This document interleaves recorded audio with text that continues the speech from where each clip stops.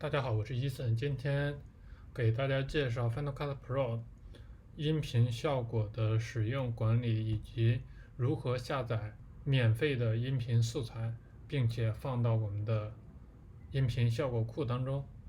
首先，我们打开我们的 Final Cut Pro， 然后先请大家看一个短片。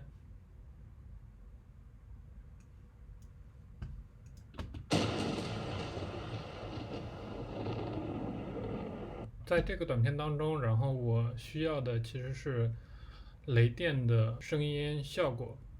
那我们大家都知道，在 Final Cut Pro 的这个位置，然后我们可以看到它内置的一些音频效果。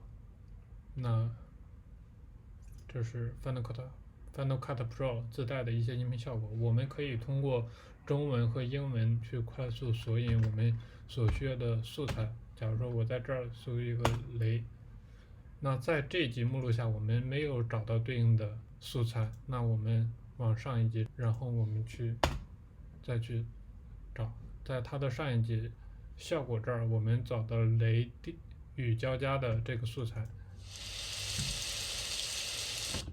那好了，我们也可以输入英文，然后其实我使用的是这个素材。那我们如何对这个素材进行扩展？假如说 Final Cut Pro 自带的这些音频效果无法满足我们的需求，那我们如何去扩展它，以及我们自己的音频素材如何加到 Final Cut Pro 的素材库当中？在我们使用的时候，我们能快速的索引到我们需要的素材呢？那在这里我们可以看到右键，它有一个在访达中显示的一个菜单，但是不能使用的。那接下来我教大家如何在访达中找到我们的音频素材库。那我们打开我们的终端，大家这里注意，一定要切到我们的根目录。切到我们的根目录之后，然后到我们的资源库去找到我们的 Audio 文件夹，然后在 Audio 文件夹下，我们可以看到苹果的这个目录，再往里跟，然后我们就找到了 Final Cut Pro 的音频效果库。那我们 CD 进去，那我们可以看到我们的效果库。那我们打开，就找到了我们对应的效果库。那如何去扩展这个效果库呢？那相信大家做音视频编辑的同学都会用到这个软件 Adobe 的音频编辑软件。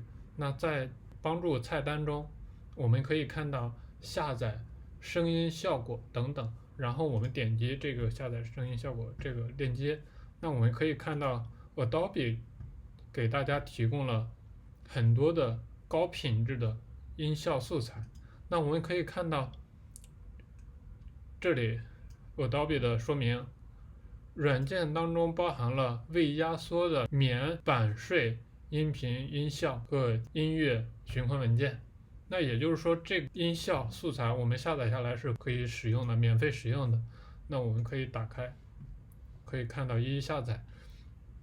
大家可以看到，然后这里的音频效果非常的多。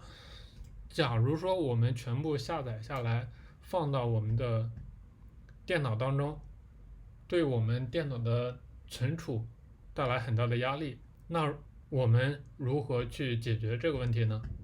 那大家可以看到，这是我采用的方法。其实我把下载下来的所有的音频素材文件存放到了我的移动硬盘当中。大家可以看到，我放到了我的移动硬盘当中。那我们在移动硬盘当中的这个文件夹下，然后我们右键制作替身，然后把我们制作好的替身放到我们的刚才找到的 Final Cut Pro 音效素材存放的目录下，其实就 OK 了。那大家可以在这儿可以看一下我的最终的效果。在我们的 Final Cut Pro 的目录下，然后我们可以找到我们的 Adobe Audio， 这就是我索引的移动硬盘上的音频素材。